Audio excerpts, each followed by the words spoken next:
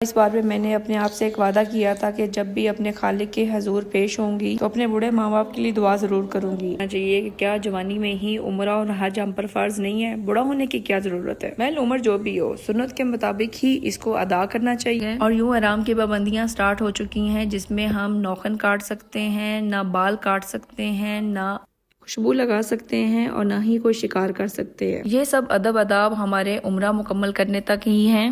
السلام علیکم، اللہ سے دعا ہے کہ آپ سب خیریت سے ہوں۔ 3 سال سے ہم مکہ مدینہ کا سفر کر رہے ہیں، لیکن ایسا پہلی بار ہے کہ میں عمرہ ولاگز بنا رہی ہوں۔ سب سے پہلے تو میں یہ بتا دوں کہ میں اپنی فیلنگز یہاں ایکسپلین کر ہی نہیں سکتی، کیونکہ ہر ایک کے اندر کیا بس رہا ہے یہ صرف اللہ جانتا ہے۔ ہاں، مگر ان کچھ سالوں میں کچھ باتیں ڈسکس کرنا بہت زیادہ ضروری ہو گئی، جو میں نے سوچا کہ ولاگز کے تھرو شیئر کروں۔ سب سے پہلی بات کہ بہت سارے لوگ گروپس میں آتے ہیں، پھر بہت لکی ہیں وہ لوگ جن کو اچھا گروپ مل جائے۔ پاکستان سے بھی بہت سارے گروپس آتے ہیں، لیکن میں نے بہت ساروں کو آزاد ہی گھومتے پھرتے دیکھا۔ کچھ لوگوں میں بہت کانفیڈنس ہوتا ہے کہ انہیں سب پتہ ہے، یا پھر وہ یہ سوچ رہے ہوتے ہیں زیادہ سمجھدار ہیں، لیکن بہت سارے ایسے لوگ ہیں جو کہ وہاں پہ رل رہے ہوتے ہیں۔ ہمارے ملک پاکستان سے زیادہ تر بوڑھے لوگ ہی آتے ہیں عمرہ اور حج کے لیے۔ پہلے تو ہمیں یہ سوچ لینا چاہیے کہ کیا جوانی میں ہی عمرہ اور حج ہم پر فرض نہیں ہے؟ بوڑھا ہونے کی کیا ضرورت ہے؟ محض عمر جو بھی ہو، سنت کے مطابق ہی اس کو ادا کرنا چاہیے۔ پاکستانیوں کے لیے یہ سوچ آتی ہے اچھے گروپ میں شامل ہونا کیوں ضروری نہیں سمجھتے ہم، یا پھر اچھے گروپس کیوں نہیں بنا پاتے ہم؟ بھائی، سنت کے مطابق عمرہ کے ادب آداب کے لیے مکمل سرچ اور گائیڈ لائن بہت ضروری ہے، اس لیے میں نے سوچا کہ میں اس پر بات ضرور کروں، اور پھر اسی کوشش میں عمرہ ولاگز کی ایک سیریز سٹارٹ کر رہی ہوں، جس میں ہم سٹیپ بائی سٹیپ عمرہ کے ویژولز بھی دیکھیں گے، عمرہ کی ادائیگی کے لیے سنتے ہیں نوافل ادب آداب کتنے ضروری ہیں، اور فردر ہماری روٹین کیا ہے، کیونکہ ہم بچوں کو ساتھ لے کر چلتے ہیں تو ہمارے لیے عمرہ کس قدر آسان ہے یا مشکل ہے۔ ہاں جی، تو پہلا سٹیپ ہمیشہ ہماری پیکنگ سے ہی ہوتا ہے کہ ہمیں کیا پیک کرنا چاہیے۔ مکہ کا موسم کیسا ہوتا ہے؟ مکہ کا موسم ہمیشہ ہی گرم ہوتا ہے۔ اسی ولاگ میں جو آپ ویژولز دیکھ رہے ہیں یہ دسمبر جنوری کے ہیں، جب باقی دنیا میں سردی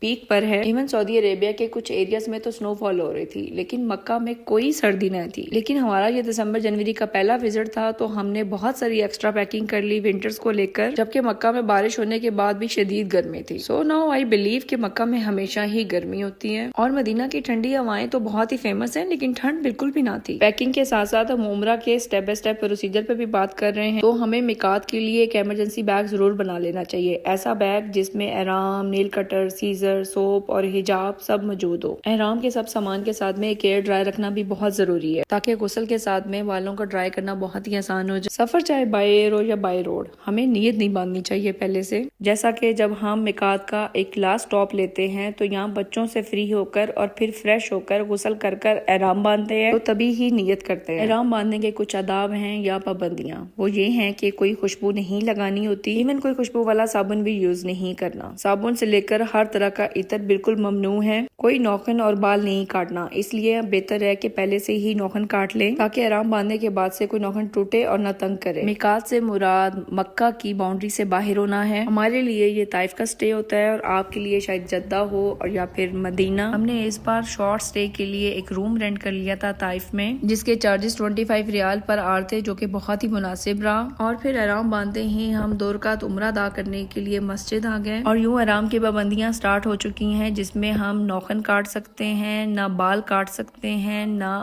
خوشبو لگا سکتے ہیں، اور نہ ہی کوئی شکار کر سکتے ہیں۔ یہ سب ادب آداب ہمارے عمرہ مکمل کرنے تک ہی ہیں، تاکہ سنت کے مطابق افضل طریقے سے عمرہ ادا کیا جائے۔ سو سب بنا بناؤ سنگار ہم جب اللہ کے حضور حاضر ہونے لگتے ہیں تو ہماری زبان پر صرف ایک ہی کلمہ جاری رہنا چاہیے، لبیک اللہم لبیک، لبیک لا شریک لک لبیک، ان الحمد والنعمت لک والملک لا شریک لک۔ یوں مکہ کی طرف سفر شروع کرتے ہوئے ایسا لمحہ آتا ہے جہاں مجھے لگتا ہے کہ دنیا کا سب سے بڑا امتحان ہونے جا رہا ہے۔ یہاں جسم کی صفائی کے ساتھ ساتھ ہمارے دل کا شیشے کی طرح صاف ہونا ضروری ہے۔ مکہ کی طرف سفر کرتے ہوئے ہم آپس میں کوئی بھی بات یا کوئی بھی ڈسکشن نہیں کر رہے ہوتے، بس یہی کلمہ جاری ہوتا ہے۔ تسبیح کو ہم اپنے گاڑی کے اسپیکرز پر یا موبائل کے ریکارڈنگ پر لگا دیتے ہیں، جس کے لیے ہمارا کہیں اور دھیان جاتا ہی نہیں۔ لبیک لا شریک لبیک، ان الحمد والنعمت لک والملک لا شریک لک۔